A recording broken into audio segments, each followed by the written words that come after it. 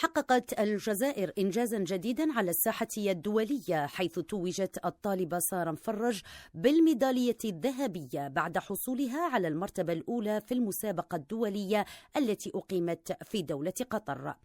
نجحت سارة في تسخير معارفها ومهاراتها العلمية لتطوير منتوج مبتكر يتمثل في علف المواشي والأسماك، المشروع الذي تحتضنه جامعة قسنطينة 3 والذي يسير نحو التحول إلى مؤسسة ناشئة تضيف قيمة حقيقية للاقتصاد الوطني.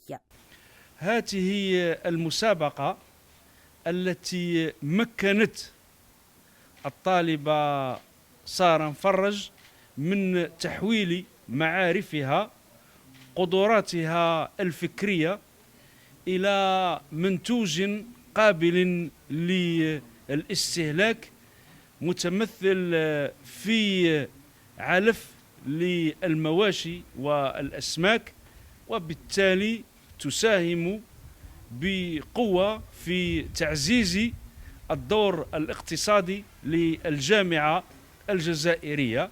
وخلال تقديمها لمشروعها وجهت الطالبة رسالة تحفيزية لزملائها الطلبة، داعية إياهم إلى الإبداع واستثمار معارفهم في مشاريع ابتكارية تساهم في تنمية الاقتصاد الوطني وتعزيز مكانة الجزائر في مختلف المحافل العلمية والاقتصادية.